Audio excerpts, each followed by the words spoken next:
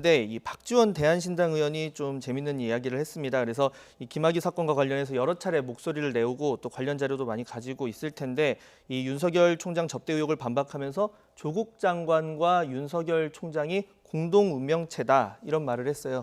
이 어떻게 해석을 해야 될까요? 사실 이 해석이 참 어렵습니다.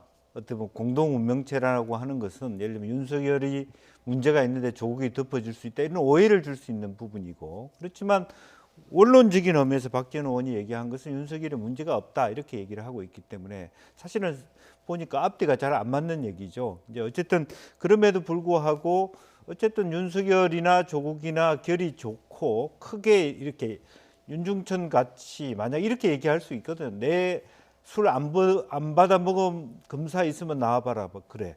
그렇게 만약 말을 했다면 그러면 그 안에 윤석열도 검사니까 포함될 수 있다. 이렇게 얘기하면 한도 끝도 없는 부분이거든요. 그래서 어떤 의미에서 박 의원 자체는 상당히 어떤 자기 개인적인 어떤 점수 따기를 하고 있다. 그렇게 봐야 되겠습니다. 첨언을 좀 드리자면요. 아마 예. 박지원 의원이 의미한 것은 과거에 보면 검찰에서 정권 핵심에 대한 수사를 하면, 예를 들면 노무현 대통령 때 뭐 안희정 사건이라든지 그런 사건을 처리한 다음에 사실은 이제 정권에 상당히 부담이 됐으니까는 총장이 물러선 사례가 있어요. 또는 천정배 장관이 있을 때의 수사 지휘를 거부하면서 물러난 사건이 있어서 과연 정권 핵심하고 부딪히고 그 사건을 처리한 검찰총장이 관례적으로 스스로 퇴진을 하는 경우가 있었는데, 지금은 그거를 윤석열 총장한테 좀 적용하기가 어려운 게, 현재 지금 조국 장관과 그 일가와 관련해서 진행하는 사건이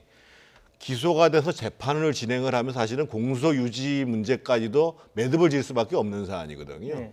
그리고 또 한 가지 남아있는 문제가, 윤석열 총장의 입장에서 보면 권력뿐만 아니라 지금 현재 자유한국당이 이제 패스트트랙과 관련해가지고 또 고소고발된 사건이 존재를 해요. 그래서